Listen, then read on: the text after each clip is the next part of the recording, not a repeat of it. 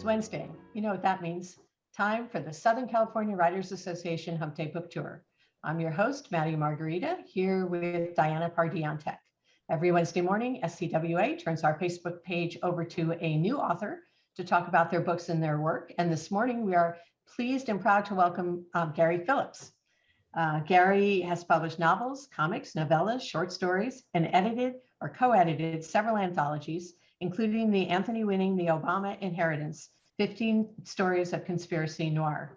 Almost 30 years after its publication, his debut, Violet Spring, was named one of the essential crime novels of Los Angeles. He was also story editor on Snowfall, an FX show about crack and the CIA in the 1980s, South Central, where he grew up. Welcome, Gary. Thank you, Maddie. Thanks for having me. You were like the busiest person in showbiz and writing and everything. You, like I said before, you write everything. Well, I don't know if I write everything, but I like to think, being influenced even early on, being a child of Southern California, but being influenced pretty much early on by all those TV shows I used to watch as a kid, from the Twilight Zone to Have Gun Will Travel, or at least reruns of Have Gun Will Travel.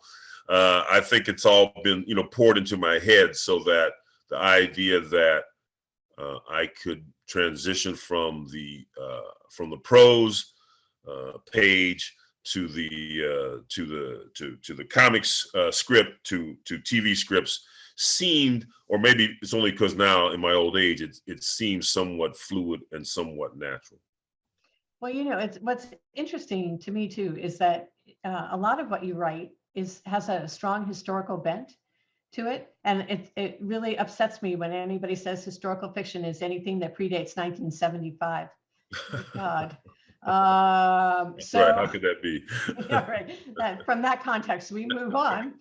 But so talk a little bit about One Shot Harry, because that's interesting, and not only hold up my book as my prop. Oh, right? There you go. There we go. A great cover, and people will appreciate that cover more. We'll hold it up again after you talk a little bit about what it's about.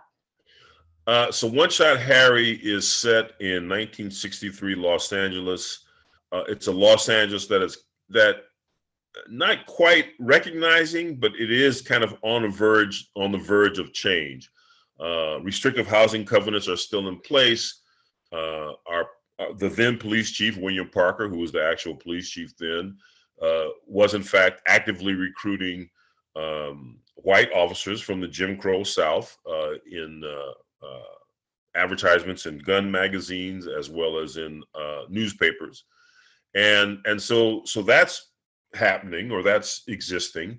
But it's also a time when there's a certain kind of latitude in some quarters, and so the main character, Harry Ingram, is a Black crime photographer. He's a Korean War vet. He suffers from what we would now call PTSD, although in those days it was called combat fatigue, or even, I guess, a little earlier, shell shock. But he's not catatonic or anything. I mean, he functions, and to Harry, he has a kind of good life. I mean, he takes these crime photography shots. He's a part-time process server, so he's making the rent. He has his buddies. In fact, we open on him playing dominoes with some of his buddies, and so life is kind of it's good. It's not the best, but it's not the worst. And but things happen, and so an old buddy of his from the service, who had lived in LA before, shows up again, and they kind of reconnect. And then this buddy dies under mysterious circumstances, or at least Harry feels that they're mysterious circumstances. And this kind of propels us forward. And it should also be mentioned that at the time of this, of the events that unfold in the book, I specifically chose April of '63 because it is, in fact, when Martin Luther King returned to Los Angeles, and he held what was called the Freedom Rally in our Wrigley Field. We had a Wrigley Field here in Los Angeles. It was a much smaller incarnation than the more famous one in Chicago. But in fact, the AAA Angels and several other ball clubs played there, and it was in South Central, in fact. And so King is having this rally, and it's 4 months before the more famous March on Washington rally. And partly this is just to raise some money and to raise a profile for that upcoming event.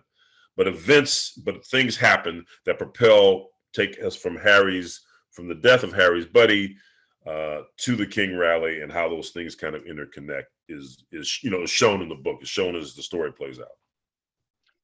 One of the things that surprised me, I guess it didn't surprise me, but it made an impression, is the characterization of Harry himself and his backstory. And talk a little bit about Harry and where he came from, and how he ended up on the page.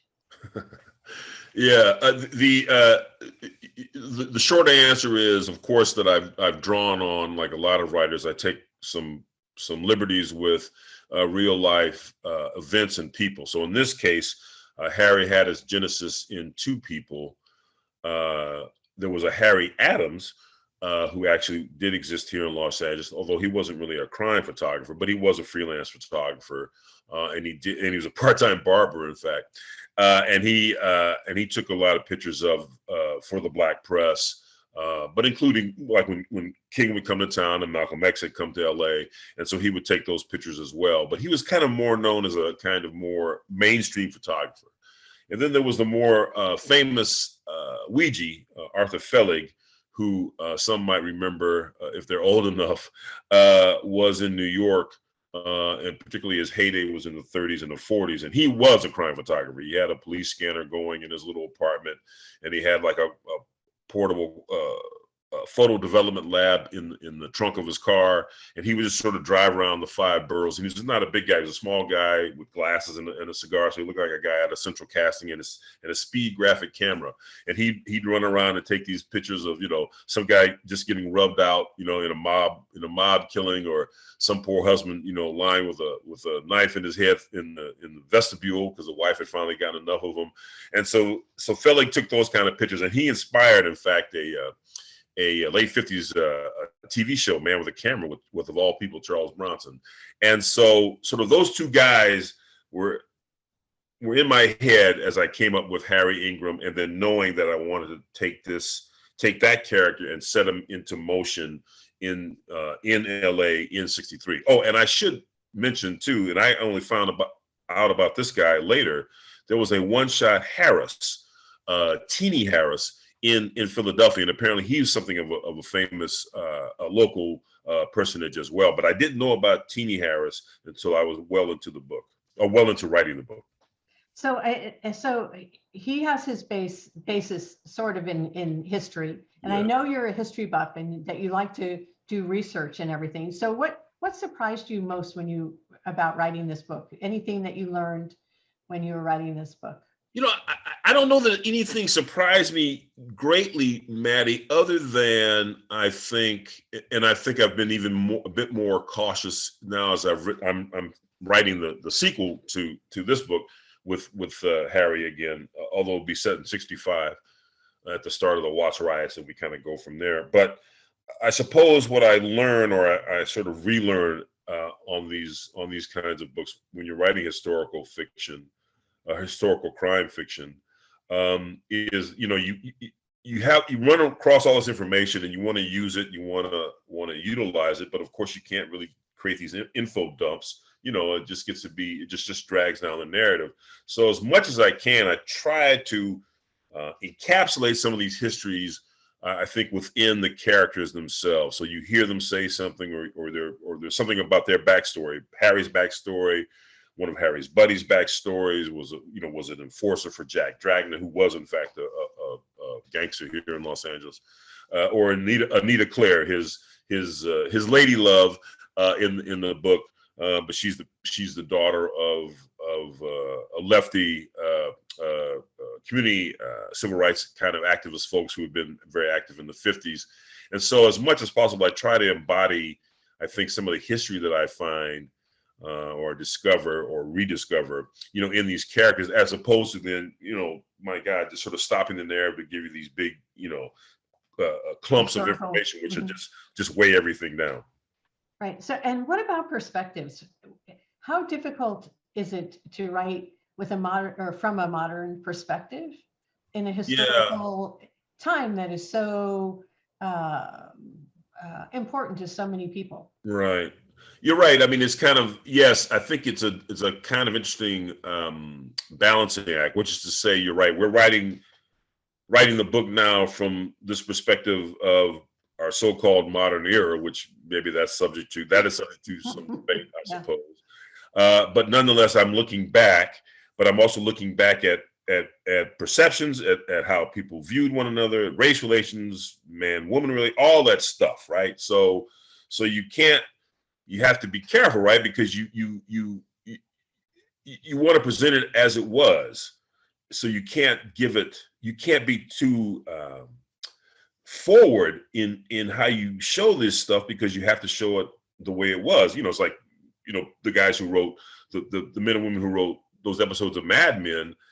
You're both writing the episode, right, about a time period, but you're also commenting about the time period, because of course we're looking at it now through this lens. So I think that's part of the balance you try to figure out, which is to say, I'm going to show you these characters. I'm going to hopefully show you something enough about their interior that you'll go along with them, but you'll also understand that to an extent it is still what it is in the time period that it is. So that, for instance, there's a scene where Harry is talking to one of his buddies who'd also been in the war, been in the Korean War. In fact, this guy had lost his eyesight due to a landmine, but they're talking about, but they never use this word, right? So they never use the word combat fatigue. They never use the word shell shock, but they do talk about how that experience now, 10 years down the line, still haunts them, right? Still has a hold on them and part of them, because it is their life.